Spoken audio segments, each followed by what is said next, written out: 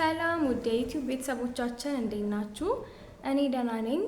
እንደ ሁልጊዜው በጣም ቆንጆ አስተማሪ አጓጊ የሆነ አሪፍ ታሪክ ይዤላችሁ መጥቻለሁኝ።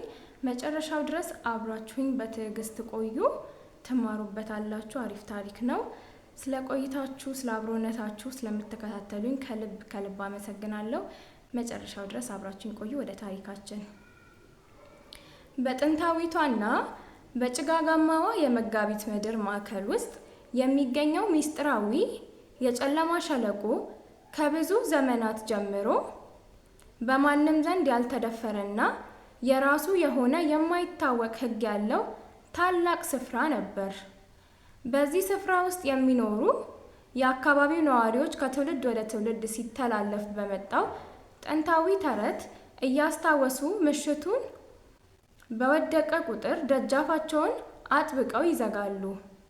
የወጣቱ ተጓዥ የከበደ ፍላጎት ግን ከዚህ ሁሉ ፍርሃትና ስጋት በላይ ነበር። እርሱ ከልጅነቱ ጀምሮ ያጠፉትን ታሪኮችና የተቀበሩትን ሚስጥሮች የመፈለግ ጥልቅ ጉጉት ስለነበረው የሰዎችን ማስጠንቀቂያ ወደ ጎን ብሎ ወደዚህ ሚስጥራዊ ምድር ለመግባት ወሰነ። መንገዱ እጅግ አሰልቺና በጭንቅና በጭንጫ ድንጋዮች የተሞላ ቢሆንም ቅልጥፍናውና የዓላማው ጽናት ወደፊት ብቻ እንዲገፋ ያደርገዋል። ንፋሱ በዛፎቹ ቅርንጫፎች መካከል ሲያልፍ የሚፈጠረው ድምፅ ልክ እንደ ሰው ሕመም ወይም ሰቆቃ ሆኖ ይሰማው ነበር። ነገር ግን እርሱ ወደ ኋላ ላለመመልከት በልቡ ምሏል። ከረጅም ሰዓታት ጉዞ በኋላ በሸለቆ መግቢያ ላይ የሚገኘውን ታላቅ የድንጋይ በር ተመለከተ። በበሩ ላይ የተቀረጹት እንግዳ ምስሎችና ቅርጾች በየትኛውም የመጽሐፍ ገጽ ላይ ታይተው የማይታወቁና ለመረዳት እጅግ የሚያስቸግሩ ነበሩ። ከበሩ በስተጀርባ ያለው አየር ከውጪ ዓለም ፈጽሞ የተለየና የቆየ እርጥበት ያዘለ ሆኖ ተሰማው። እርምጃውን ባፈጠነ ቁጥር በዙሪያው ያሉት አዛውንት ዛፎች ጥላ በጨረቃ ብርሃን ስር ረጅምና የሚንቀሳቀስ ይመስል ነበር። ልቡ በከፍተኛ ሁኔታ ይመታ ነበር። ነገር ግን የመጀመሪያውን መንገድ ከመጨረስ ውጪ ሌላ አማራጭ አልነበረውም። ከወደ ሩቅ የሚያስፈራ የውሻ ጩኸት መሰል ድምፅ ተሰማ።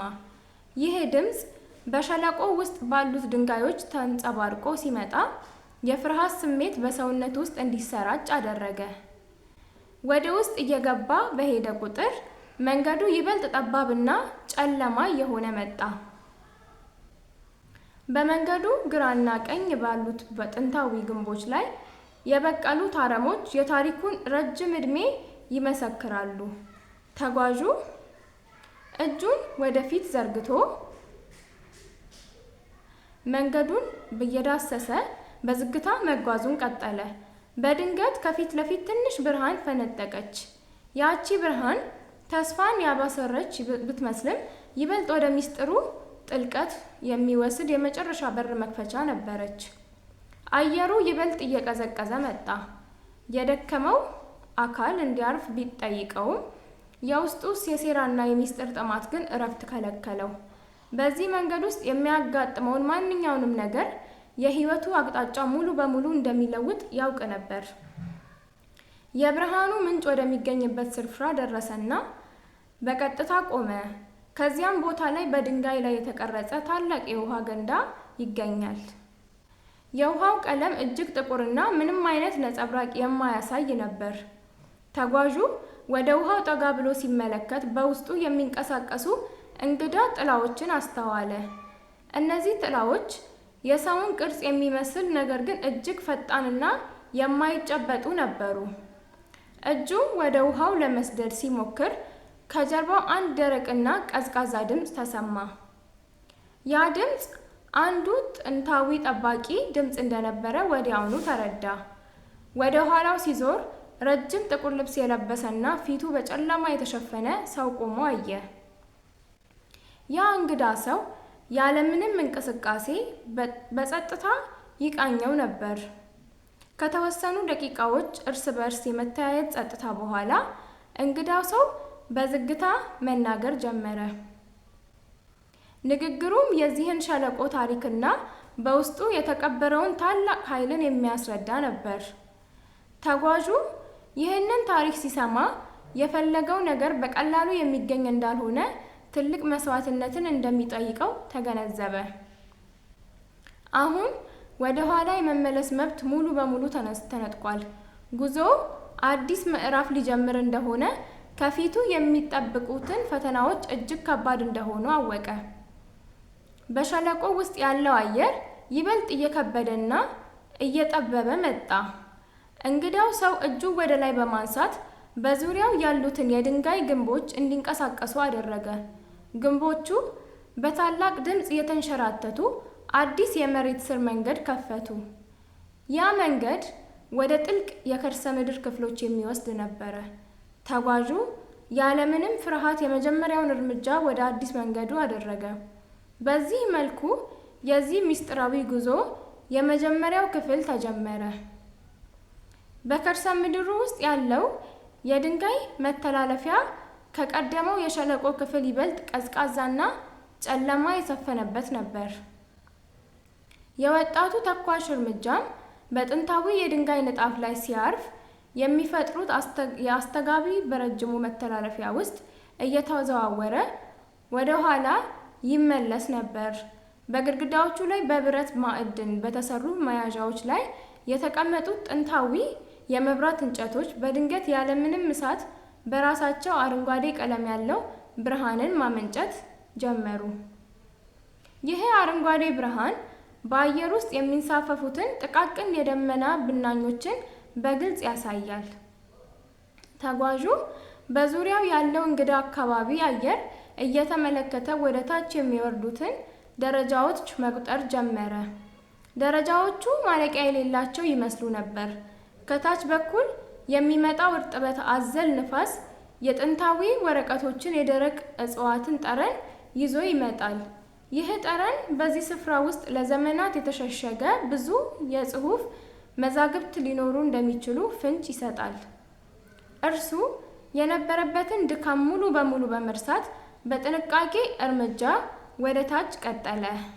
በደረጃዎቹ መጨረሻ ላይ ሲደርስ ሰፊና ግዙፍ የሆነ የመጽሐፍ ክፍል ተከፈተለት።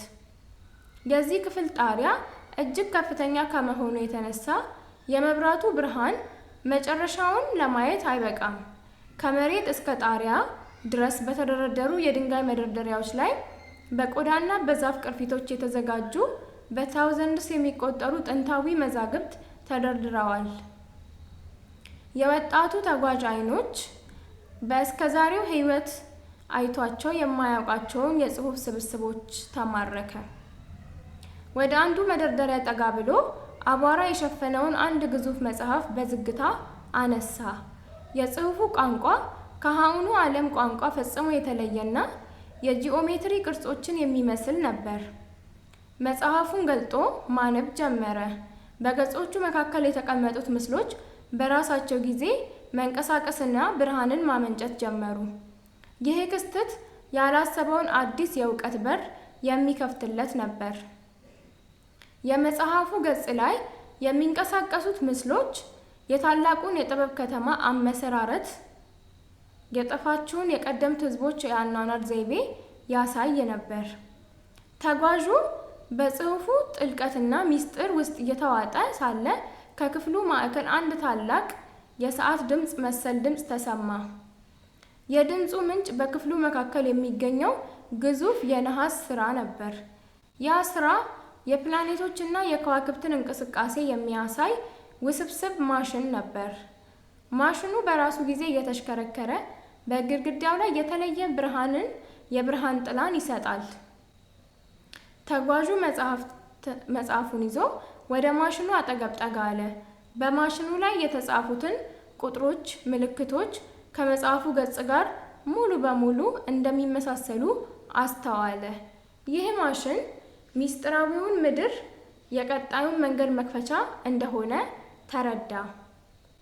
ወደ ማሽኑ በበለጠ ጠጋ ብሎ ሲመለከት በማሽኑ መሃል ላይ አንድ ትንሽ ቀዳዳ እንዳለ አየ። ያ ቀዳዳ የእጅ መዳፍ ቅርጽ ያለው ሲሆን በትክክል የሰውን እጅ የሚቀበል ነበር። ተጓዡ ለአፍታ ያህል አመነታ። እጁን በዚያ ቦታ ላይ ካስቀመጠ በኋላ ምን ሊከሰት እንደሚችል ምንም ነገር የሚያውቀው ነገር አልነበረም። ነገር ግን ለእውቀት ያለው ጥማት የመጀመሪያውን መንገድ የመጨረስ ውሳኔውን ፍርሃቱን አሸነፈ። እጁን በዚያ ቦታ ላይ ካስቀመጠ በኋላ ምን ሊከሰት እንደሚችል ምንም የሚያውቀው ነገር አልነበረም። ነገር ግን ለእውቀት ያለው ጥማት የመጀመሪያውን መንገድ የመጨረስ ውሳኔውን ፍርሃቱን አሸነፈው። በቀስታ እርምጃ እጁን ወደ ማሽኑ ቀዳዳ አስገባ። ወዲያውኑ ማሽኑ በከፍተኛ ፍጥነት መሽከርከር ጀመረ። በክፍሉ ውስጥ ያለው አረንጓዴ ብርሃን ወደ ሰማያዊነት ተቀየረ። የግድግዳው ድንጋዮች እርስ በእርሳቸው እየተጋጩ አዲስ መተላለፊያ በርን ከፈቱ። አዲሱን በር ከፍቶ ሲያልቅ ከተቃራኒ ወገን እጅ ደስ የሚል የሙዚቃ ድምፅና የንጹህ ውሃ ፍሰት ሰማ። ተጓዡ እጁን ከማሽኑ አውጥቶ ወደ አዲስ መተላለፊያ አመራ። ከበር በስተጀርባ ያለው ስፍራ በከርሰ ምድር ውስጥ ያለ የተፈጥሮ ገነት ይመስል ነበር። የተለያዩ ቀለም ያላቸው የሚያበሩ አበቦችና እንግዳ የሆኑ እጽዋት በመንገዱ ግራና ቀኝ የበቀሉ ነበሩ። በክፍሉ ማዕከል ላይ ደግሞ የጠራ ውሃ የሚያፈስ ታላቅ ምንጭ ይገኛል። የውሃው ጠብታዎች በመሬት ላይ ሲወድቁ ልክ እንደ ብርጭቆ ድምፅ ይፈጥራሉ። ተጓዡ በዚህ ውበት ተደንቆ ሳለ በምንጭ ማዶ አንድ አዲስና ግርማ ሞገስ ያለው ምስል በዝግታ ሲቀርብ ተመለከተ። በአንድ ወቅት በሩቅ ምስራቅ ከፍታማ ተራራዎች ስር በተሸሸጉና በጭጋግ በተከበቡ ድንቅ ከተማ ውስጥ የሚኖሩ አንድ ወጣት የታሪክ ተመራማሪ ነበር። ይህ ወጣት በየቀኑ በማለዳ ተነስቶ የሚንቀሳቀሱትን የከተማዋን ነዋሪዎች በተለየ መልኩ ሁልጊዜም ቢሆን የጥንታዊ ጽሑፎችንና የከበሩ ሚስጥራትን በመፈለግ ቀኑን ሙሉ በጥናት ያሳልፍ ነበር። የአካባቢው የሚገኙ የቆዩ መጽሐፍት በብራና ላይ የተጻፉ ታሪካቸውን በሙሉ ከብዙ ዘመናት በፊት ተከስቶ ስለነበረ ታላቅ የከዋክብት መውደቅና ከዚያ በኋላ ስለተጋጠመው እንግዳ ክስተት በሰፊው ያወራል። እርሱም ይህንን የተሰወረ ሚስጥር ለመፍታት የእውነትን መጋረጃ ለመግለጥ ሌሊቱን ቀን ሳይታክት ይደክም ነበር። በአንድ ወቅት በቤተ መጻሕፍቱ ጥግ ላይ በተደበቀ የቆየ ሳጥን ውስጥ ያገኘው አሮጌ የብራና ጥቅል አዲስ የታሪክ ምዕራፍ የሚከፍት ፍንጭ ይዞለት መጣ። በዚያ ጥቅል ይዘት ከዚህ ቀደም በከተማዋ ሰብአዊ ሊቃውንት ዘንድ ተሰምቶት የማያውቅ ልዩ ዕውቀት ያዘለ ከመሆኑ በላይ የተደበቁ የጥንት መንገዶችን የሚጠቁሙ ነበር። በጥቅሉ ላይ የተከቡት ምልክቶች በሙሉ በዘመናት ብዛት እጅግ የደበዘዙ ቢሆኑም ወጣቱ ተመራማሪ ግን ተስፋ ሳይቆርጥ በትዕግስትና በጥንቃቄ ያጠናቸው ጀመረ። የመንደሩ ሰዎች እርሱን እንደ እብድ ወይም ጊዜውን እንደሚያጠፋ ሰው አድርገው ይመለከቱት ነበር። ቢሆንም እርሱ ግን ትኩረቱን ከዓላማው ላይ አንድ አፍታ እንኳን አላነሳም። የዚያ የብራና ጥቅል ሚስጥር ግልጽ እየሆነ መጣ። በልቡ ውስጥ ያለው ጉጉትና መነቃቃት እየጨመረ በሄደ ምክንያቱ የመጨረሻውን ሚስጥር ለማወቅ ወደ ተሰራው ተራራ ለመጓዝ ወሰነ። ወጣቱ ተመራማሪ ለዚህ ታላቅና አስቸጋሪ መንገድ የሚያስፈልጉትን ጥቂት ቁሳቁሶች ካዘጋጀ በኋላ ከከተማዋ ደጃፍ ተነስተው ወደማይታወቅ ድንበር የሚወስዱትን መንገዶች መከተል ጀመረ። የጉዞው መጀመሪያ እጅግ አማላይና ሰላማዊ የሚመስል ለምለም ሸለቆ ውስጥ የሚያልፍ ቢሆንም ወደፊት በሄደ ቁጥር ግር እያለው አየር ሁኔታው እየተቀየረና መንገዱም እጅግ አስቸጋሪ እየሆነ መጣ። በአካባቢው የሚገኙት ረጅም ዛፎች የፀሐይን ብርሃን ሙሉ በሙሉ የሚከለክሉ በመሆናቸው በዙሪያው ያለው ድባብ እጅግ ጨለማና ሚስጥራዊ ይመስል ነበር። በየመንገዱ የሚያጋጥሙት እንግዳ ድምጾችና በዛፎች መካከል የሚያልፉት ምስሎች ወጣቱን በፍርሃት ሊሞሉት ቢሞክሩም እርሱ ግን ውስጡ ያለው ጽናትን በመጠበቅ ጉዞውን ቀጠለ። በዚያ ጥልቅ ደን ውስጥ ለበርካታ ቀናት ከተጓዘ በኋላ በመጨረሻም በብራናው ላይ የተጠቀሰውን ጥንታዊ የድንጋይ በር አገኘ። ያ በር ከብዙ ሺህ ዓመታት በፊት በነበሩ ባለሙያዎች የተሰራና እጅግ አስደናቂ የሆኑ ቅርጾችን የተቀረጹበትን ትልቅ መግቢያ ነበር። ወደ በሩ በቀረበ ጊዜ በድንጋዩ ላይ የተቀረጹት ምልክቶች በፈካ ብርሃን ማብራት ሲጀምሩ ወጣቱ በድንጋጤ ከእንቅስቃሴው አልባነት ለአፍታ ቆመ። ይህ ክስተት የሚያሳየው ጥንታዊው ሚስጥር ገና አልጠፋም፣ እናም የሰው ልጅ አግኝቶ ለመናገር እየተጠባበቀ መሆኑ ነበር። እርሱ እጁ ወደ በሩ በመዘርጋት ሚስጥራዊው ምልክት ሲነካ በሩ በከባድ ድምፅ ተከፍቶ ወደ ትልቅ ዋሻ የሚወስደው መንገድ ከፈተለት። በዋሻው ውስጥ ያለው መንገድ ወደ ታች የሚወርድና በጨለማ የተዋጠ ቢሆንም በግድግዳዎቹ ላይ በበቀሉት ብሩህ እፅዋት ምክንያት አነስተኛ ብርሃን ይታይ ነበር። ወጣቱ ተመራማሪ በእያንዳንዱ እርምጃው ላይ ጥንቃቄ እያደረገ ወደ ጥልቁ መጓዙን ቀጠለ። የዋሻው አየር እጅግ ቀዝቃዛና የተለየ መዓዛ ያለው ሲሆን በዙሪያው ያለው ጸጥታም የሰውን ልጅ ልብ የሚያሸብር አይነት ነበር። ከብዙ ሰዓታት ቁልቁል ጉዞ በኋላ በዋሻው መጨረሻ ላይ አዲስ ዓለም የሚመስል ታላቅ ከመሬት በታች ያለ ሜዳ ተገለጠለት። ያ ሜዳ ከብዙ ሚሊዮኖች የሚቆጠሩ የሚያበሩ ድንጋዮች የተሞላና በጭራሽ አይቶት የማያውቀውን አበቦች የበቀሉበት ድንቅ ስፍራ ነበረ። በሜዳው መካከለኛ ስፍራ የተሰራ አንድ ታላቅ ቤተ መንግስት ቆሟል።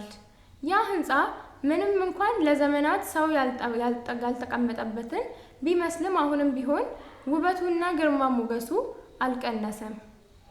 ወጣቱ ወደ ህንፃው እየቀረበ ሲሄድ በልቡ ውስጥ ያለው ፍርሃት ተወግዶ በምትኩ ታላቅ አክብሮትን ድንቅ ስሜት ተተካ። የህንፃው ትልልቅ በሮች በራሳቸው ጊዜ ተከፍተው ሲቀበሉት እርሱም ወደ ውስጠኛው ክፍል በመግባት የዓለማችንን ትልቁ ሚስጥር ለመመልከት የመጀመሪያውን እርምጃ ወሰደ። በህንፃው ዋና አዳራሽ ውስጥ በከበሩ ድንጋዮች የተሸለመ ታላቅ መንበር የሚገኝ ሲሆን በዚያ መንበር ላይ ደግሞ የሰው ቅርጽ ያለው ነገር ግን ሙሉ በሙሉ ከብርሃን የተሰራ አንድ መንፈሳዊ ፍጡር ተቀምጦ ነበር። ያ ፍጡር ወጣቱ ተመራማሪ ወደ አዳራሹ ሲገባ አይኖቹን ወደ እርሱ አዞረ። ምንም እንኳን አፉን ከፍቶ ባይናገርም ድምፁ ግን በቀጥታ በወጣቱ አእምሮ ውስጥ ይሰማ ነበር። ያ ድምፅ ጥንታዊውን ታሪክና የዓለምን አመሰራረት ሚስጥር በዝርዝር ማስረዳት ጀመረ። ከብዙ ዘመናት በፊት ይህች ምድር በሰላምና በፍቅር የተሞላች እንደነበረችና በኋላ ግን በሰዎች ስግብግብነት ምክንያት ታላቁ የከዋክብት መብራት እንደጠፋ ተረከለት። ይህ የተሰወረው አህጉርና በውስጡ ያሉት ድንቆች በሙሉ ዓለሙን ወደ ቀደመው ሰላሟ እስክትመለስ ድረስ ተሸሽገው እንዲቆዩ የተደረጉ መሆናቸውን አብራራ። ወጣቱም ይህንን ሁሉ ታሪክ በጽሞና ያዳምጥ ነበር። አሁን ግን ያ የተሰወረ እውቀት ወደ ሰዎች ዓለም የሚመለስበት ጊዜ እንደቀረበና ለዚህም ተግባር እርሱ እንደተመረጠ ተነገረው። ይህ ታላቅ ኃላፊነት በወጣቱ ትከሻ ላይ እንደወደቀ ሲረዳ በውስጡ ትልቅ ድንጋጤና ስጋት ቢፈጥርበትም እውነትን ለዓለም ለማሳወቅ ያለው ፍላጎት ግን የበለጠ በረታ። የብርሃኑ ፍጡር ታሪኩን ካጠናቀቀ በኋላ ለወጣቱ ተመራማሪ አንዲት በትንሽ ሳጥን ውስጥ የተቆለፈች ታላቅ መጽሐፍ ሰጠው። ያቺ መጽሐፍ የጥንቶቹን ጥበብና የተፈጥሮን ሚስጥር በሙሉ የያዘች በመሆኗ ትክክለኛ መንገድ ጥቅም ላይ ከዋለች፣ በትክክለኛው ሰዓትም ከተጠቀመች ዓለምን ወደ ተሻለ ደረጃ የመቀየር አቅም ነበራት።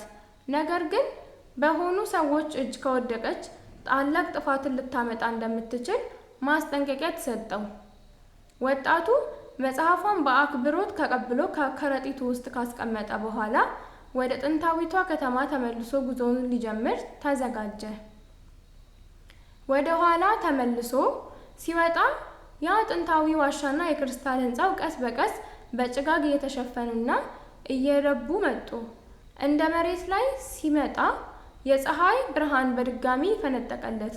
አሁን እርሱ የቀደመው ተራ ተመራማሪ ሳይሆን የዓለምን ታላቅ ምስጢር የተሸከመ ባላደራ ሆኗል። ከፊት ለፊቱ የሚጠብቀው መንገድ እጅግ ረጅምና በፈተናዎች የተሞላ ቢሆንም እርሱ ግን በውስጡ ባደረው አዲስ ብርሃን ጽናት ምክንያት ወደፊት ከመራመድ ወደ ኋላ አይልም። ከጥንታዊው ዋሻ ተመልሶ ያመጣው ወጣት ተመራማሪ ወደ ቀደመችው ከተማ ከመመለስ ይልቅ ወደማይታወቁ ምስጢራዊ ገዳማት ቦታዎች የሚያመራውን ጠባብና አስቸጋሪ መንገድ ለመከተል ወሰነ። በከረጢቱ ውስጥ የተሸከማትን ታላቋ መጽሐፍ እጅግ ከባድ ከመሆኗ በላይ ወደ ሰው ልጅ መኖሪያ በቀረበ ቁጥር ልዩ የሆነ እውቀትና ሙቀትን፣ የብርሃን ንዝረትን ታወጣ ነበር። ይህ ንዝረት በዙሪያው ባለው ተፈጥሮ ላይ ከፍተኛ ለውጥ ያመጣ ስለነበረ በሄደበት መንገድ ሁሉ የደረቁ ዛፎችን ያበቡና የታመመ የዱር እንስሳ ይፈወስ ጀመረ። እርሱ ግን ይህን ክስተት በዙሪያው ባሉ ክፉ ኃይሎች ዘንድ ትኩረትን እንዳይስብ በማሰብ በተቻለው መጠን በሰው እግር ካልተረገጡ የሸለቆ መንገዶች ብቻ ለመጓዝ ይሞክር ነበር። ከቀናት እረፍት የለሽ ጉዞ በኋላ በሁለት ታላላቅ የድንጋይ ተራራዎች መካከል በተሸሸገና በጭጋግ በተሸፈነች አንዲት እንግዳ መንደር ውስጥ ደረሰ። የዚች መንደር ነዋሪዎች ከውጭው ዓለም ጋር ምንም አይነት ግንኙነት የሌላቸውና ሙሉ በሙሉ በራሳቸው የተፈጥሮ ሕግ የሚመሩ ነበሩ። ወጣቱ ወደ መንደሯ መግቢያ ሲደርስ የከተማዋ ዘበኞች በጥንታዊ የጦር መሳሪያዎቻቸው ከበቡት። እርሱ ግን ምንም አይነት ጥቃት ምልክት ሳያሳይ በከረጢት ውስጥ ያለውን ምስጢር ይዞ ሰላማዊ እንደሆነ አስረዳቸው። የመንደሯ አስተዳዳሪ የሆኑ አረጋዊ ሰውም የወጣቱን ሁኔታ ከእርሱ የሚወጣውን ልዩ ኃይል ተረድተው ወደ ውስጠኛው ክፍል እንዲገባ ፈቀዱለት። በመንደሯ ውስጥ ያለው የአኗኗር ዘይቤ እጅግ አስደናቂና በቴክኖሎጂ ወይም በዘመናዊ እውቀት ያልተበከለ ንጹህ የተፈጥሮ ስርዓት ነበር። ነዋሪዎቹ ከእጽዋትና ከድንጋዮች በሚወጣው የተፈጥሮ ኃይል በመጠቀም ቤቶቻቸውን ያበራሉ፣ እንዲሁም ህመሞቻቸውን ይፈውሱ ነበር። ወጣቱ ተመራማሪ በዚያ ስፍራ ለጥቂት ቀናት አርፎ የጉዞውን ቀጣይ ምዕራፍ ለማቀድ ሲያስብ የመንደሩ አስተዳዳሪ ጥንታዊው መጽሐፍ አይተው ታላቅ ድንጋጤ አደረባቸው። እሳቸው እንደተናገሩት ከሆነ ይህቺ መጽሐፍ ከብዙ ዘመናት በፊት ጠፍታ የነበረችና የመንደራቸውን ጥንታዊ ትንቢት ስለ እሷ በሰፊው የሚናገርላት ታላቅ የእውቀት መዝገብ ነች። ነገር ግን መጽሐፏ ወደ መንደራቸው በመምጣቷ ከጥቂት ደመና ተከቦ የሚኖረውን የጨለማውን ኃይል የሚመራውን ታላቁን መስፍን እንዲቀሰቅሰው አስጠነቀቁት። ይህ መስፍን ለብዙ ዘመናት የታፈነው የጥፋት ኃይል በመጠቀም ዓለምን በቁጥጥሩ ስር ለማዋል የሚፈልግ መጽሐፏን ለማግኘት ያልተፈቀደለት ያልተፈነቀለ ድንጋይ ሰው ነበር። ወጣቱ ተመራማሪ ይህንን ሲሰማ በልቡ ውስጥ ትልቅ ስጋት ቢፈጠርበትም መጽሐፉን የመጠበቅ አደራው እጅግ የከበደ መሆኑን ተረዳ። አረጋዊው አስተዳዳሪም ወጣቱን ለመረዳት በማሰብ የመንደራቸውን ምርጥ ተዋጊ የሆነችውን አንዲት ወጣት ሴት አብራው እንድትሄድ መድበውለታል። ይህቺ ወጣት ተዋጊ የተፈጥሮ ድምፅ የማስማትና የመንገድ መሪነት ልዩ ስጦታ የነበራት በመሆኗ ለቀጣዩ አስቸጋሪ ጉዞ ትልቅ ድጋፍ እንደምትሆነው ታመነባት። ሁለቱ መንገደኞች ከጥንታዊቷ መንደር ተነስተው ወደ ጨለማው ተራራ የሚያመራውን እጅግ አደገኛ መንገድ ተያያዙት። መንገዱ ሙሉ በሙሉ ቁልቁል ወደ ሆነና በከባድ ጭጋግ ወደ ተሸፈነ ጥልቅ ገደል የሚወርድ በመሆኑ በእያንዳንዱ እርምጃ ላይ የሕይወትና የሞት መስመር ይራመዱ ነበር። ወጣቷ ተዋጊ በፊታቸው እየመረጠች አደገኛ የሆኑትን የድንጋይ መንሸራተቶች፣ ተሸሽገው ያሉትን የተፈጥሮ ወጥመዶችና በጥንቃቄ ታሳልፈው ነበር። በመንገዳቸው ላይ ሳሉ በጨለማው መስፍን የተላኩ እንግዳና ግዙፍ የሆኑ ፍጥረታትን ጥቃት ሲዘነዝሩባቸው ቢሞክሩም የደፋሯ ተዋጊ የውጊያ ጥበብና ከወጣቱ መጽሐፍ የሚወጣው የመከላከያ ብርሃን ተደምረው ጥቃቱን መመከት ቻሉ። ወጣቱ ተመራማሪ መጽሐፏ በቀላሉ የሚጠቃ መሳሪያ አለመሆኗን፣ በውስጧ ያለው ኃይል ከጊዜ ወደ ጊዜ እየነቃ እንደሚሄድ ማስተዋል ጀመረ። በጉዟቸው ወቅት በሁለቱ መካከል ያለው እምነትና ወዳጅነት እየጠነከረ የመጣ ሲሆን የጋራ ዓላማቸው ዓለምን ከሚመጣው ታላቅ ጥፋት ማዳን ሆነ። ወደ ተራራው ስር በጠጉ ቁጥር አየሩ እጅግ እየከበደና የመሬት መንቀጥቀጡ እየጨመረ መጣ። ይህ ሁኔታ የሚያሳየው የጨለማው ኃይል ንቁ እየሆነ መምጣቱንና ታላቁ ውጊያ እጅግ እንደቀረበ ነበር። በመጨረሻም ሁለቱ መንገደኞች በጨለማው ተራራ ግራና ቀኝ የሚገኙትን ታላላቅ የድንጋይ ምስሎች አልፈው ወደ መስፍኑ መኖሪያ ዋና በር ደረሱ።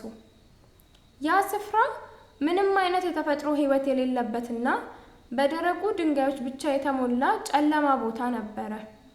የበሩ መግቢያ ከብዙ ጥንታዊ ምልክቶች የተቆለፈ በመሆኑ ወደ ውስጥ መግባት እጅግ አስከፊ ይመስል ነበረ። ነገር ግን ወጣቱ ተመራማሪ በመጽሐፉ ላይ ያሉትን ምስጢራዊ ቃላትን በጥንቃቄ ሲያነባቸው የበሩ ቁልፎች አንድ በአንድ እየተከፈቱ በከባድ ድምፅ ወጡ። በሩ ሲከፈት በውስጡ የሚወጣው ቀዝቃዛና ጨለማ አየር ሁሉንም መንገደኞች ወደ ኋላ እንዲያፈገፍጉ አደረጋቸው። ነገር ግን በውስጣቸው ያለው ወላፈንና ጽናት ወደ ኋላ እንደሚመለሱ አልፈቀደላቸውም። እጆቻቸውን አጣብቀው ይዘው ወደ አስፈሪው አዳራሽ ውስጥ ገቡ። በዚያ አዳራሽ ውስጥ የጨለማው መስፍን በዙፋኑ ላይ ተቀምጦ ይጠብቃቸው ነበረ። እርሱ መጽሐፏን ለማግኘት ለብዙ ዘመናት ሲጠባበቅ እንደነበረና አሁን ግን ያለ ምንም ድካም በእጁ እንደወደቀች በመናገር በታላቅ ድምፅ ሳቀ። አሁን በዚያ ጨለማ አዳራሽ ውስጥ የብርሃንና የጨለማ ታላቅ ፍልሚያ የሚጀምርበት ወሳኝ ቅጽበት ደረሰች። በጥንታዊቷና በታላቋ የባህር ዳርቻ ከተማ ውስጥ የሚገኘው የድሮ መጽሐፍ ማከማቻ ቤት በጨለማና በዕጣን ሽታ የተሞላ ድንቅ ስፍራ ነበር። በዚህ ስፍራ ውስጥ የሚኖረው ወጣት የሰነድ ተመራማሪና የታሪክ ሰብሳቢ ሰማያዊውን የባህር ንፋስ እየተነፈሰ ዘመናቸውን ያጠናቀቁ ብራናዎችንና የቆዩ ካርታዎችን በማጥናት ዕለታዊ ሕይወቱን ይመራ ነበር። አሮጌው ሕንፃ ከድንጋይ የተገነባና በውስጡም እጅግ በርካታ የሆኑ የመጽሐፍ መደርደሪያዎችን የያዘ በመሆኑ የከተማዋ ነዋሪዎች ከጥንት ጀምሮ የተከሰቱትን ሁኔታዎች ለማወቅ ወደዚህ ስፍራ ይመጡ ነበር። እርሱም በየቀኑ በማለዳ ተነስቶ ትልልቆቹን መስኮቶች በመክፈት የብርሃን ጭረቶችን ወደ ውስጥ እንዲገቡ ያደርጋል። የቀኑ ክፍለ ጊዜ በሙሉ በወረቀቶቹ በብራናዎቹ መካከል ስለሚያሳልፍ የቃላትና የታሪኮችን ሚስጥር የመረዳት ጥልቅ ክህሎት አዳብሮ ነበር። የከተማዋ ነዋሪዎች ለእርሱ ታላቅ አክብሮት ነበራቸው። አንድ ቀን በምሽት ጊዜ ከባድ ማዕበል ከባህሩ ተነስቶ የከተማዋን ጎዳናዎች በሚያናውጥበት ወቅት በእጁ ላይ አንድ የተለየና ከንጹህ ብረት የተሰራ ረጅም ቱቦ ገባ። ይህ ብረት በላዩ ላይ ምንም አይነት ዝገት ወይም የጊዜ ምልክት ያልነበረበት ሲሆን ክዳኑም በጥብቅ የተዘጋና ያልተከፈተ ይመስል ነበር። ወጣቱ ተመራማሪ ይህንን ዕቃ ባየ ጊዜ በጥልቅ የማወቅ ጉጉት ተሞልቶ ወደ ስፍራው ጠረጴዛውን በመውሰድ በሻማ ብርሃን ስር ይመረምረው ጀመር። የብረቱ ገጽታ በስሱ የተጠረቡ የስዕለት ቅርጾችን መስመሮች ያሉበት ሲሆን እነዚህ መስመሮች የከተማዋን ጥንታዊ አቀማመጥ የሚያሳዩ ይመስሉ ነበር። በጥንቃቄ ክዳኑን ለማንሳት ሲሞክር ከውስጡ የወጣው የቆዳ የወረቀት ጠረን በክፍሉ ውስጥ ተሰራጨ። በቱቦ ውስጥ የተቀጣጠለው ለወፍራም ሰነድ ከተለመደው ብራናዎች ሙሉ በሙሉ የተለየና በልዩ ቀለም የተጻፈ ነበር። ጽሑፉ በዘመናት መካከል ያልጠፋና በግልጽ የሚታይ በመሆኑ ወጣቱ ተመራማሪ ዓይኖቹን አውሮ ማንበብ ጀመረ። በሰነዱ ላይ የተጻፈው ታሪክ ስለ አጽናፈ ዓለም ሚስጥራት ወይም ስለ ጥንታዊ ሃይማኖቶች ሳይሆን በአንድ ወቅት በዚህቹ ከተማ ውስጥ ይኖሩ ስለነበሩ የሕንፃ ባለሙያዎች፣ ስለ ጠፉ ጥበበኞች ይናገራል። እነዚህ ጥበበኞች ከብዙ ዓመታት በፊት በከተማዋ የመሬት ስር ክፍሎች ውስጥ ትልቅ የመስታወት ማዕከልን ገንብተው እንደነበረ፣ በዚያ የብርሃን ጨረሮች በመጠቀም አስደናቂ ነገሮችን ይሰሩ እንደነበረ ታሪክ ይተርካል። ተመራማሪው ሰነዱን ማንበቡን ሲቀጥል የልብ ምቱ እየፈጠነ መጣ። ምክንያቱም ይህ ታሪክ እስካሁን ከተማዋ ታሪክ መጽሐፍ ውስጥ ተጽፎ የማይታወቅ አዲስ ሚስጥር ነበር። በሰነዱ መጨረሻ ላይ የተቀመጠው ምስል ከከተማዋ ማዕከላዊ አደባባይ ስር የሚገኝን ሚስጥራዊ በረንዳ የሚያመለክት ሲሆን ወደዚያ የሚያደርሰውን መንገድ በግልጽ ያሳያል። ይህ ሚስጥር ለብቻውን ይዞ ከመቀመጥ ይልቅ ነገሩን በቅርብ ለማረጋገጥ ወሰነ። በመሆኑም የሚያስፈልጉትን የብርሃን መሳሪያዎችና የታሪክ ማስታወሻዎችን በማዘጋጀት ለረጅም ጉዞ መዘጋጀት ጀመረ። በማለዳው የከተማዋ ነዋሪዎች ገና ሳይነቁ የፀሐይ ብርሃን በባህሩ ላይ ማረፍ ሲጀምር ወጣቱ ተመራማሪ ወደ ማዕከላዊው አደባባይ አመራ። በአደባባዩ ድንጋዮች በሌሊቱ እርጥበት ምክንያት የሚያንጸባርቁ ሲሆን በዙሪያው ምንም አይነት ሰው አይታይም ነበር። በሰነዱ ላይ በተጠቀሰው ምልክት መሰረት ከአንዱ ትልቅ ድንጋይ ሐውልት ስር ያለው አሮጌ የብረት በር አገኘ። በሩ በእጽዋትና በግድግዳ አፈር ተሸፍኖ ስለነበረ ለብዙ ዘመናት ማንም ሰው እንዳልከፈተው ያስታውቃል። ተመራማሪው ጉልበቱን ተጠቅሞ በሩን ወደ ጎን ሲገፋው በከባድ ድምፅ ተከፈተ። ወደ ታች የሚወርደውን የድንጋይ ደረጃዎች በጨለማ የተዋጡና ጥልቅ የሆነ የመሬት ስር ክፍል የሚያመራ ነበር። ተመራማሪዎቹ የያዘውን ማብራሪያ መብራት በማብራት ደረጃውን አቋርጠው በጥንቃቄ መውረድ ጀመሩ። እያንዳንዱ እርምጃ በግድግዳዎቹ ላይ አስተጋባ። ከአየር ላይ የሚወጣውን የቆየ የድንጋይና እርጥበት ጠረን ስፍራውን ለብዙ ሰዓታት ተዘግቶ እንደነበረ ያሳያል። ከብዙ ደረጃዎች ወረዳ በኋላ ሰፊና ረጅም ወደሆነ የድንጋይ ዳር ደረሱ። በዚህ ኮሪደር ግድግዳዎች ላይ የተለያዩ የነሐስና የመስታወት ቅርጾች ተገጥመው ነበር። ተመራማሪው የያዘውን የብርሃን ምንጭ ወደ ግድግዳዎቹ ሲያስጠጋ የመስታወቱ ቅርጾች ብርሃኑን በማንጸባረቅ መላውን ኮሪደር በደማቅ ቀለሞች አበሩት። ይህ ክስተት በጥንታዊ ጥበበኞች የተሰራውን የብርሃን ስርዓት አሁንም ድረስ እንደሚሰራ የሚያረጋግጥ ነበረ።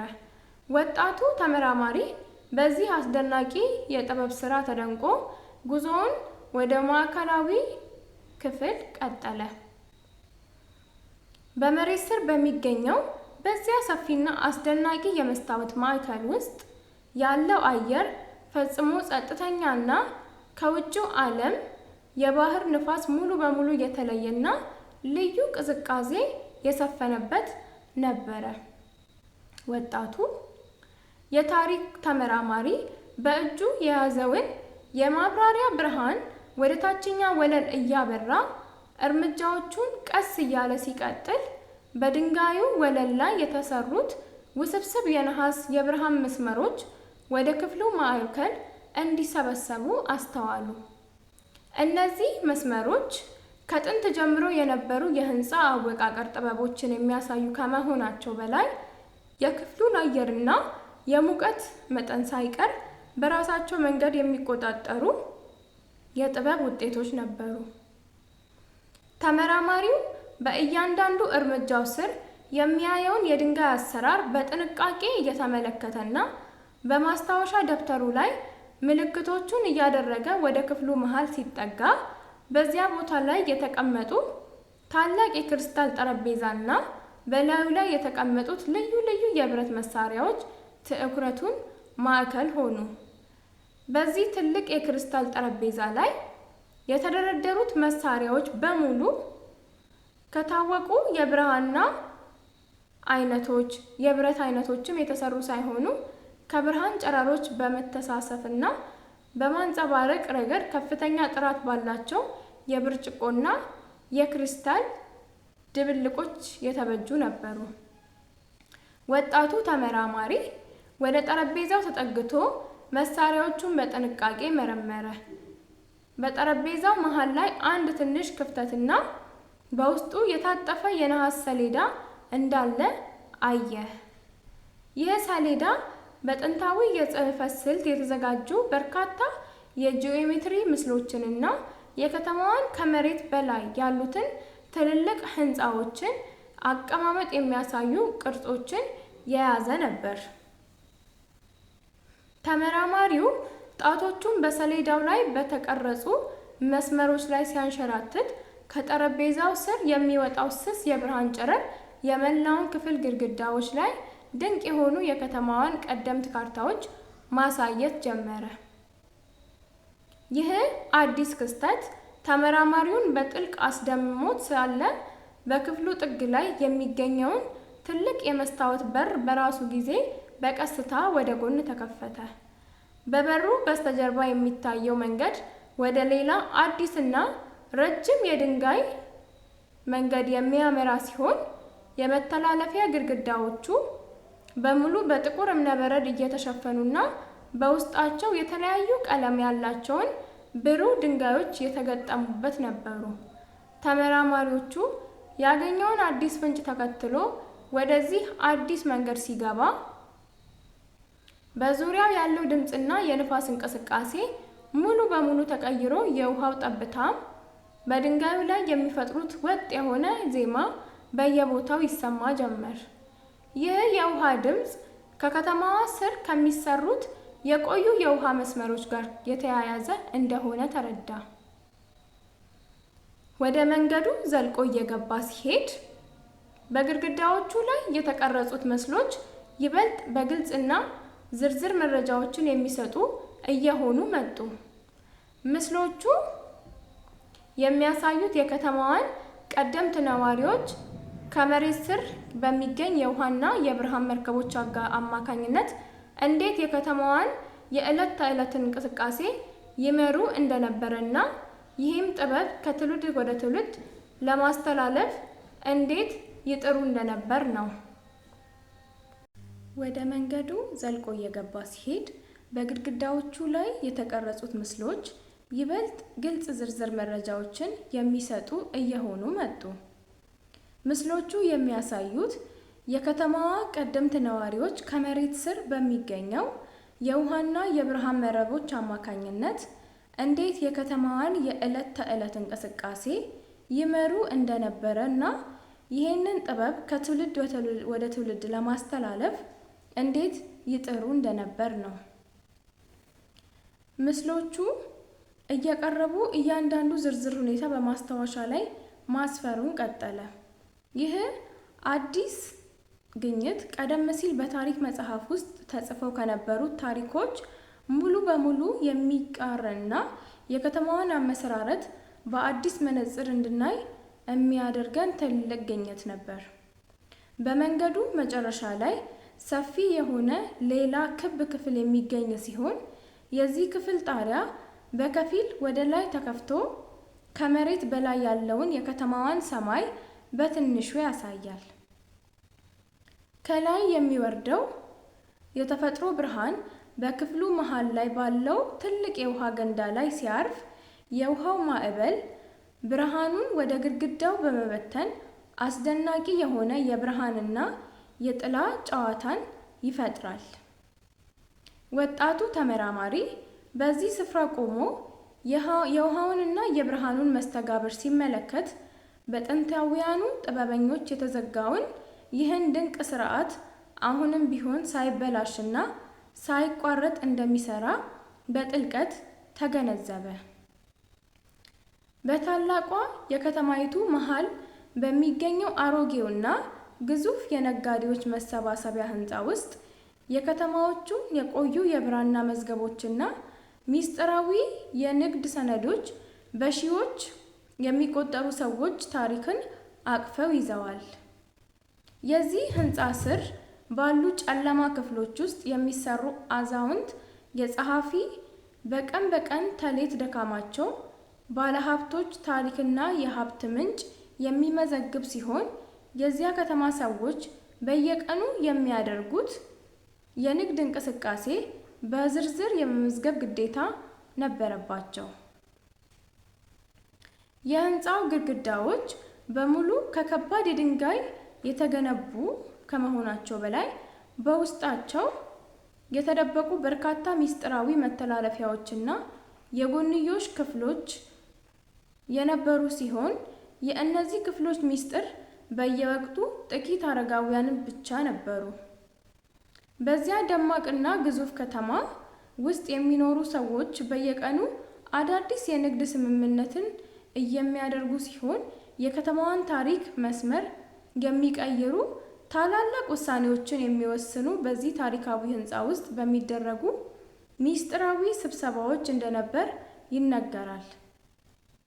የጽሑፎቹ ብዛት፣ የሰነዶቹ ጥራት የከተማዋን ታላቅነት ስልጣኔን የሚያሳዩ ሕያው ምስክር ሆነው ላለፉት አያሌ ዓመታት ሳይደፈርሱ ሳይለወጡ ኖረዋል። የከተማዋ አስተዳዳሪ በየዓመቱ የሚካሄዱትን ታላቅ የምክክር መድረክ ከመጀመሩ በፊት የሚደረጉትን ዝግጅቶች እጅግ አድካሚና በርካታ ሰዎችን የሚያሳትፍ ነበር። ወጣቱ ጸሐፊ ወደ ሕንፃው ከመግባቱ የመጨረሻ ክፍል በመግባት የቆዩትን ሰነዶች የማደራጀትና የማንበብ ኃላፊነት ከተሰጠው በኋላ በሕይወቱ አዲስ ምዕራፍ ተከፈተ። በክፍሉ ውስጥ በተደረደሩት የድንጋይ መደርደሪያዎች ላይ የተቀመጡት መጻሕፍትና ሰነዶች ቀደም ሲል በከተማዋ ውስጥ ስለነበሩ ታላላቅ መሪዎችና ነጋዴዎች ሚስጥራዊ ስምምነቶችን ይናገራሉ። ወጣቱ በየቀኑ የሚያነባቸውን ሰነዶች በከተማዋ ታሪክ ውስጥ ያልተጻፈ ማንም የማያውቃቸውና የሴራን የሸክሊን ታሪኮች ይዘው በመገኘታቸው ምክንያት ልቡ በታላቅ ድንጋጤና በጉጉት ተሞላ። በዚያ ከተማ ውስጥ የሚኖሩ ሰዎች ውጫዊ ሰላምና ደስታ ከበስተጀርባው ታላቅ ስጋትና የኃይል ሽሚያ ተደብቆ እንደነበረ ሰነዶቹ በግልጽ ያሳያሉ። ይህም ሚስጥር የማወቅ አጋጣሚ ያገኘው ወጣት ጸሐፊ ወደ ኋላ መመለስ እንደማይችልና የከተማዋን እውነተኛ ታሪክ ለዓለም ማጋለጥ እንዳለበት በውስጡ ታላቅ ቅናት ተፈጠረ።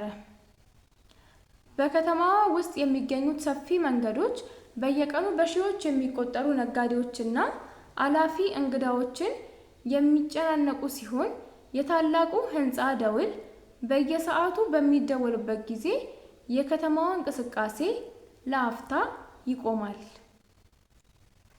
የደወሉ ድምፅ ከከተማዋ ማዕዘናት ሁሉ የሚሰማው ከመሆኑ በላይ የሕዝቡ የዕለት ተዕለት እንቅስቃሴን የሚመራ ታላቅ ምልክት ተደርጎ ይወሰድ ነበር። ወጣቱ ጸሐፊ ከሕንፃው መስኮት ወደ ውጪ እየተመለከተ የከተማዋን ሰዎች እንቅስቃሴ ሲታዘብ በሰዎች ፊት ላይ የሚታየውን ስጋት፣ ውጥረት በጥልቀት አስተዋለ። በሰነዶቹ ውስጥ ያገኘው መረጃ እንደሚያመለክተው ከሆነ ከጥቂት ቀናት በኋላ በከተማዋ የንግድ ምክር ቤት ውስጥ የሚደረገው ምርጫ የከተማዋን የወደፊት ዕጣ ፋንታ ሙሉ በሙሉ ሊቀይር የሚችል ታላቅ ሁነት ነበር። ከስልጣን ላይ ያሉት ባለሀብቶች ስልጣናቸውን ላለማጣት ሲሉ የሚያደርጉት ድብቅ እንቅስቃሴና ሚስጥራዊ ስብሰባዎች በየቀኑ እየጨመሩ በመሄዳቸው ምክንያት ከተማዋን አየር በስጋት በውጥረት የተሞላ ሆነ። በህንፃዋ ስር በሚገኘው የጥንታዊ ሰነዶች ማከማቻ ውስጥ ያለው አየር እጅግ ቀዝቃዛና የተዘጋ ስለነበረ እዚያ ውስጥ ረጅም ሰዓታትን ማሳለፍ እጅግ ከባድ ነበር። ሆኖም ወጣቱ ጸሐፊ በስራው ላይ በነበረው ከፍተኛ ፍቅርና ጉጉት ምክንያት ሰዓታት ሲያልፉ ሌሊት ሲተካ እንኳን ከቦታው ሳይንቀሳቀስ መዛግብቱን መመርመሩን ቀጠለ። በአንድ የድንጋይ ሳጥን ውስጥ ተቆልፎ ያገኘው ጥንታዊ የቆዳ ሰነድ በከተማዋ የመጀመሪያ መሰራረት ወቅት የተደረገውን ታላቅ ስምምነትና የሀብት ክፍፍል በዝርዝር የሚያስረዳ ነበር። በሰነዱ ላይ የተቀመጡት የፊደላት ቅርጾችና ማህተሞች የከተማዋን መስራቾች ያረፉበትንና ሚስጥራዊ ንብረቶቻቸውን የደበቁበትን ቦታ የሚያመለክቱ ፍንጮች ነበሯቸው። ወጣቱ ሰነዱን በጥንቃቄ እየገለበጠ ሲያነብ በከተማዋ ባለስልጣናት መካከል የሚካሄደው ሚስጥር እቅድ ከዚህ ቀደም ከነበረው ይበልጥ አደገኛና የብዙዎችን ሕይወት ሊጎዳ የሚችል እንደሆነ ተረዳ። በነጋታው ጠዋት በከተማዋ ማዕከላዊ አደባባይ ላይ የተሰበሰቡት ነጋዴዎችና የዕደ ጥበብ ባለሙያዎች ስለ አዲሱ የንግድ ሕግና ታሪፍ በከፍተኛ ሁኔታ ይከራከሩ ነበር። የከተማዋ ሕዝብም በኢኮኖሚ አቅሙ እየደከመ በመምጣቱ ምክንያት በባለስልጣናቱ ላይ ያለው ቅሬታ በከፍተኛ ሁኔታ እየጨመረ የመጣበት ወቅት ነበር። ወጣቱ ጸሐፊ ከህንፃ ወጥቶ በመካከላቸው የተዘዋወረ የሰዎችን ብስጭትና ስጋት ያዳምጥ ነበር። ሰዎቹ ስለ ህንፃው ወጥቶ በመካከለኛው የተዘዋወረ የሰዎችን ብስጭት ስጋት ሲያዳምጥ የሚያውቁት ነገር ባይኖርም በከተማዋ ላይ የሆነ ታላቅ አደጋ እየመጣ እንደሆነ ግን በውስጣቸው ይሰማቸው ነበር። በዚህ ጊዜ ከከተማዋ ታላላቅ ባለሀብቶች አንዱ የሆነው ሀብታም ነጋዴ ወደ ህንፃው በመምጣት ከዋናው ጸሐፊ ጋር ሚስጥራዊ ውይይት ማድረግ ጀመረ። ወጣቱ በጥንቃቄ ሆኖ የነገሩን አካሄድ ይከታተል ስለነበረ የባለ ሀብቱ አስተያየትና ፍላጎት በህዝቡ ላይ ተጨማሪ ጫና ለመፍጠር የታለመ መሆኑን በቀላሉ ተገነዘበ። በታላቁ ህንፃ የላይኛው ፎቅ ላይ የሚገኙት የኢአይፒ ክፍሎች በከበሩ ድንጋዮችና በጥበብ ስራዎች ያጌጡ በመሆናቸው የባለስልጣኖቹንና የታላላቅ ነጋዴዎቹን ስልጣንና ሀብት ያንጸባርቃል። ወጣቱ ጸሐፊ የጽዳትና የሰነድ አደረጃጀት ስራውን በሚያከናውንበት ወቅት በእነዚህ ክፍሎች ውስጥ የሚደረጉትን ንግግሮች በስሱ የመስማት እድልን አገኘ።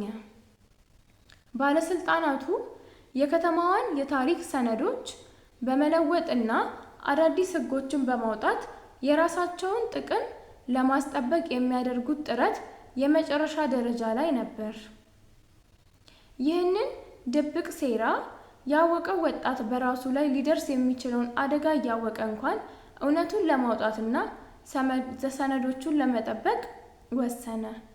በዚያች ምሽት በህንፃው ውስጥ ያሉ መብራት ሲጠፋና ጸጥታ ሲሰፍን ወጣቱ በጥንቃቄ ወደ ሚስጥራዊው ዋሻ ማከማቻ ክፍል መመለስ ዋና ዋናዎቹን ሰነዶች ደብቆ ለማስቀመጥ ስራውን ጀመረ።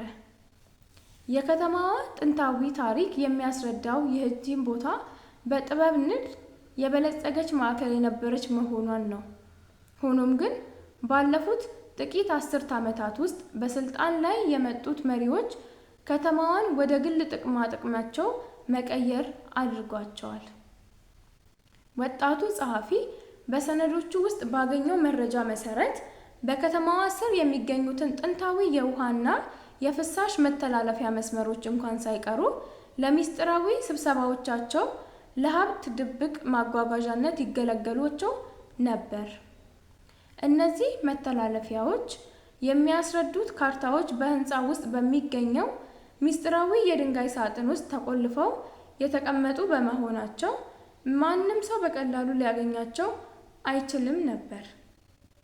ወጣቱ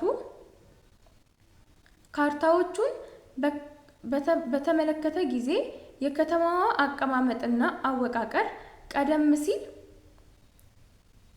ከሚያስበው በላይ እጅግ ውስብስብና በጥበብ የተሞላ መሆኑን ተገነዘበ። ይህ አዲስ ግኝት በከተማዋ ውስጥ የሚካሄደውን የሴራ መረብ ለመስበርና እውነቱን ለህዝብ ለማሳወቅ ታላቅ መሳሪያ ሊሆነው እንደሚችል አመነ። የህንፃው ዋና አደባባይ ላይ በየቀኑ የሚደረጉት የንግድ ልውውጦች እጅግ የደመቁ ቢሆኑም በባለሀብቶቹና በነጋዴዎቹ መካከል ያለው ውድድር ግን እጅግ ጨካኝና ምሬትን ያካበተ ነበር። ወጣቱ ጸሐፊ በየቀኑ የሚያያቸው ምስኪን ነጋዴዎች፣ ሰራተኞችና በከባድ ድካም የሚያገኙትን ጥቂት ገንዘብ በከፍተኛ ግብር መልክ ለከተማዋ ባለስልጣናት ያስረክባሉ። ይህ ፍትህ የጎደለው አሰራር እንዴት እንደተጀመረና ማን እንደደነገገው በሰነዶቹ ውስጥ በግልጽ የተቀመጠ በመሆኑ ወጣቱ በታላቅ ቁጣና ሐዘን ይሞላ ነበር። በዚያች ከተማ ውስጥ የሚኖሩ ሰዎች እውነተኛውን ታሪክ የማወቅ መብት እንዳላቸው፣ ይህንን መብታቸውን ለማስከበር ሲል ሕይወቱን አደጋ ላይ ለመጣል እንኳን ዝግጁ እንደሆነ ለራሱ ቃል ገባ። በዚያች ምሽት በህንፃው የጥበቃ ክፍል ውስጥ የሚሰሩትን ዘበኞች በከባድ እንቅልፍ ውስጥ በነበሩበት ወቅት ወጣቱ ዋና ዋናዎቹን መዛግብት ገልብጦ ለመጻፍ ታላቅ ጥረት አደረገ። ከተማዋ በሌሊት ጸጥታ ውስጥ በምትሆንበት ጊዜ ከህንፃው መስኮት የሚወጣውን የመብራት ብርሃን በሰፊው አደባባይ ላይ ያርፋል። ይህ ብርሃን ለከተማዋ ህዝብ የሰላም ምልክት መስሎ ይታያቸው እንጂ በውስጡ የሚካሄደው ሴራ እጅጉን ጨለማ ነበር። ወጣቱ ጸሐፊ የተሰጠውን አደራና ኃላፊነት በመጠቀም በየቀኑ በካርታዎቹ ገጾች ገልብጦ በመጻፍ ሚስጥራዊ ቦታዎች ላይ መደበቅ ጀመረ። በስራው ወቅት የሚያጋጥሙትን እያንዳንዱን የደካማዎችንና ስጋቶችን በመቋቋም የከተማዋን የታሪክ እውነት ለመጠበቅ የሚያደርገውን ጥረት አላቆመም። በህንፃው ውስጥ የሚሰሩት ሌሎች ሰራተኞች የሁኔታውን አደገኛነትና አስፈሪነት ባለመረዳታቸው ምክንያት በወትሮ ስራቸው ላይ ብቻ ተጠምደው ይኖሩ ነበር። ወጣቱ ግን ለብቻው የሚያደርገውን ይህንን ታላቅ ተጋድሎ ማንም ሳይናገርና ሳይጠረጥር በጥንቃቄና በረቀቀ መንገድ ለመቀጠል ወሰነ። በከተማይቱ ደቡባዊ ክፍል ወደሚገኘው የታላቅ የዕደ ጥበብ ባለሙያዎች የመስሪያ ቦታ በሆነው አሮጌ ግቢ ውስጥ የሚካሄደው የብረትና የድንጋይ ስራ የዕለት ተዕለት የከተማዋን እንቅስቃሴ ድምፅ ሙሉ በሙሉ ይሸፍነዋል። በዚያ ግቢ ውስጥ የሚሰሩት አንጥረኞች፣ በቅርጻ ቅርጽ ባለሙያዎች ለከተማዋ የንግድ ምክር ቤት ህንፃ የሚሆኑ አዳዲስ የጌጣጌጥ የሚስጥር በሮችን የመስራት ታላቅ ኃላፊነት የተጣለባቸው ሲሆን እያንዳንዳቸው የሚሰሩበትን ስራ ሚስጥር ጠብቀው በመያዝ ጥብቅ ውል ነበረባቸው። በዚያ ቦታ ከሚሰሩ ወጣቶች አንዱ የሆነው ባለሙያ በብረቶቹ አሰራርና በቅርጾቹ ውስብስብነት ላይ በመመስረት የእነዚህን በሮች ጥቅም ከተራ ጥበቃ በላይ እንደሆነ በህንፃው ስር ያሉትን ሚስጥራዊ መንገዶች ለመቆለፍ የተዘጋጁ መሆናቸውን አስተዋለ። በየቀኑ ከእቶኑ የሚወጣውን እሳት የብረቱን ድምፅ በከተማዋ ደቡባዊ ክፍል ጥንታዊ መንገዶች ላይ የሚያስተጋባ ሲሆን ሰራተኞቹ የሚያከናውኗቸውን እያንዳንዱ የጥበብ ስራዎች የከተማዋን ቀጣይ ህንፃ ግንባታ አቅጣጫ የሚያመለክቱ ነበሩ። ወጣቱ ባለሙያ በስራው ወቅት በሚያያቸው አዳዲስ የምህንድስና ዲዛይኖች ላይ በመመስረት በከተማዋ ማዕከላዊ ህንፃዎች ስር ሌላ ሙሉ በሙሉ ያልታወቀ የከርሰ ምድር አወቃቀር እንዳለ በመረዳት በውስጡ ታላቅ የምርምር ፍላጎትና ዕውቀት የመፈለግ ስሜት ተጫጫረበት። የከተማዋ የውሃ መስመሮች የታችኛውን የፍሳሽ መዋቅር በየጊዜው ጥገና የሚያስፈልጋቸው በመሆናቸው በየወሩ የተመረጡ የቴክኒክ ሰራተኞች ወደ ታችኛው የከተማ ክፍል በመውረድ አጠቃላይ የቧንቧና የድንጋይ ግንባታ ሁኔታ ይመረምራሉ። ወጣቱ አንጥረኛ በስራው ምክንያት ከእነዚህ ጥገና አድራጊዎች ጋር በመገናኘትና የከተማዋን የታችኛውን መዋቅር አቀማመጥ የመመልከት እድል አገኘ። በዚያ ጨለማና ቀዝቃዛ የከርሰ ምድር መንገድ ውስጥ በሚዘዋወርበት ወቅት በከተማዋ መሬት ላይ የተገነቡትን ግድግዳዎች እጅግ ጥንታዊና በውስጣቸው ልዩ ልዩ የተቀረጹ ምልክቶችን የያዙ መሆናቸውን በጥንቃቄ አስተዋለ። የእነዚህ ምልክቶች አቀማመጥ የውሃውን ፍሰት ለመምራት ብቻ ሳይሆን በከተማዋ የተለያዩ ክፍሎች መካከል ያለውን የግንኙነት መስመር የሚያመለክት ልዩ ኮድ እንደነበረው ከተመለከተ በኋላ የከተማዋን የምህንድስና ጥበብ ምን ያህል ጥልቅ እንደሆነ ተገነዘበ። ይህ አዲስ ዕውቀት በከተማዋ የላይኛው ክፍል በሚደረገው የንግድ እንቅስቃሴ በታችኛው የከርሰ ምድር መዋቅር መካከል የማይነቀል ታላቅ ግንኙነት እንዳለ በግልጽ የሚያሳይ ነበር። በከተማዋ የምስራቅ በር አቅራቢያ የሚገኙት የጥንታዊ ዕቃዎች መሸጫ ሱቆች የሸክላ ሰሪዎች መንደር በየቀኑ አዳዲስና አልፎ አልፎ በሚገኙ አንጥረኞች ላይ የሚመሰረቱ ቢዝነሶች የሚከናወኑበት ቦታ ነበረ። በዚህ የረጅም ዘመን ልምድ ካላቸው አረጋውያን ባለሙያዎች ጋር በመወያየት ስለ አሰራራቸው ሚስጥር ይማር ነበር። በአንድ ወቅት ከአንድ አሮጌ ነጋዴ የገዛውን የነሐስ ቁልፍና በላዩ ላይ የተቀረጹትን እንግዳ ቅርጾች በከተማዋ ደቡባዊ ግቢ ውስጥ ከሚሰራቸው አዳዲስ በሮች ጋር ተመሳሳይነት እንዳላቸው ሲታዘብ ነገሩን በበለጠ ዘርዝሮ ለመመርመር ወሰነ። የቁልፉ አሰራርና የብረቱ ውህደት ከዘመናዊ አሰራር የተለየና የቆየ የብረት የማቅለጥ ጥበብ ውጤት መሆኑን በመረዳት የከተማዋን የቀደመ ስልጣኔ ደረጃ አሁን ካለው ይበልጥ ታላቅ እንደነበረ ለመረዳት ቻለ። በከተማዋ አስተዳደር ስር ዳሩ የገበያ ቦታዎች፣ የሸቀጥ ማከማቻ መጋዘኖች በየቀኑ በከባድ ጭነቶች የሚሞሉ ሲሆን እነዚህ ማከማቻዎች ግንባታ እጅግ ጠንካራና የጸና ነበረ። ወጣቱ ባለሙያ ከመጋዘኖቹ ግንባታ ጋር በተያያዘ የተሰጠውን አዲስ የሥራ ዕቅድ መሰረት የመጋዘኖቹን የብረት መቆለፊያዎችና የደህንነት ስራዎችን የመስራት ኃላፊነት ተሰጠው። በመጋዘኖቹ ውስጥ የሚገኙ ግድግዳዎች፣ የድንጋይ መሬቶች በታላቅ ጥበብ የተገነቡ ከመሆናቸው በላይ በውስጣቸው እጅግ በርካታ የሸቀጥ ማስቀመጫ ክፍሎች ነበሯቸው። እያንዳንዱ መጋዘን የራሱ የሆነ የቁልፍ አሰራርና የደህንነት ሚስጥር ያለው በመሆኑ ስራው ከፍተኛ ጥንቃቄና የተለየ የሙያ ብቃት የሚጠይቅ ነበር።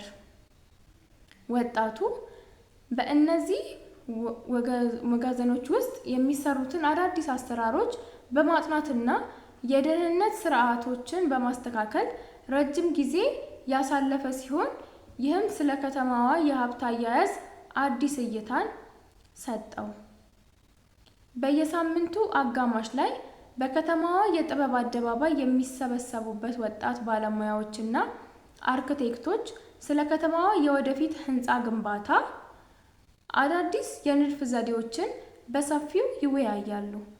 ወጣቱ አንጥረኛ በዚህ መድረክ ላይ በየጊዜው በመገኘት የሚያቀርባቸውን አዳዲስ የብረት ድንጋይ ውህደቶች ሀሳቦችን በታላላቆቹ ባለሙያዎች ዘንድ ከፍተኛ አድናቆትና ትኩረትን ማግኘት ጀመሩ። የከተማዋን ግንባታዎችን ይበልጥ ዘመናዊና ጠንካራ ለማድረግ የሚያቀርባቸውን ሀሳቦች በከተማዋ የልማት ህግጋት ላይ አዳዲስ እይታዎችን እየፈጠሩ ሲሆን ይህም በዘርፉ ውስጥ የነበሩትን ባህላዊ አሰራሮችን መቀየር ጀመረ። የህንፃዎቹ ውጫዊ ውበት ብቻ ሳይሆን ውስጣዊ ደህንነታቸውና የረጅም ጊዜ ጽናታቸው ላይ ትኩረት ማድረግ እንዳለበት ያቀረበው ሙያዊ አስተያየት በከተማዋ የታችኛው ክፍሎች ግንባታ ላይ አዲስ አሰራር እንዲተገበር መንገድ ከፈተ። በከተማዋ ሰሜናዊ አቅጣጫ የሚገኙት የድንጋይ ጠረቢዎችና መንደርና ታላላቆች የድንጋይ መውጫ ቦታዎች በየቀኑ በመቶዎች የሚቆጠሩ ሰራተኞች የሚደክሙበት ቦታ ነው። ወጣቱ አንጥረኛ ለህንፃዎቹ አስፈላጊ የሆኑትን የብረት ማጠናከሪያዎችንና ከድንጋዮች ጋር ለማስተሳሰር ወደዚህ ቦታ በየጊዜው መሄድ ነበረበት። እዚያ በሚያሳልፈው ጊዜ ከቀጥታ ድንጋይ ጠራቢዎች ጋር በመሆን የድንጋዮቹን ጥራትና ጥንካሬ የመመርመር ስራ ሰራ። ይህ የተፈጥሮ ድንጋዮች ለህንፃዎች የሚሰጡትን አስተማማኝነት በጥልቀት ለመረዳት አስቻለው። በድንጋይ መውጫ አካባቢ የሚገኙት የቆዩ የግንባታ ቀሪዎች የከተማዋን የቀደመ ትውልዶች እንዴት አድርገው ታላላቅ መዋቅሮችን ይገነቡ እንደነበረ የሚያስረዱ ሕያው ማስረጃዎች ነበሩ። እነዚህን የድንጋይ መዋቅሮች መመልከት ለቀጣዩ የጥበብ ስራዎች ታላቅ መነሳሳትና አዲስ የምህንድስና ዕውቀት ሰጠው። ለዛሬ የነበረን ታሪክ ይህንን ይመስል ነበረ። ቀጣይ በሌላ ታሪክ የምንገናኝ ይሆናል። ስለተከታተላችሁኝ አብራችሁኝ ስለሆናችሁ ከልብ አመሰግናለሁ። መልካም ቆይታ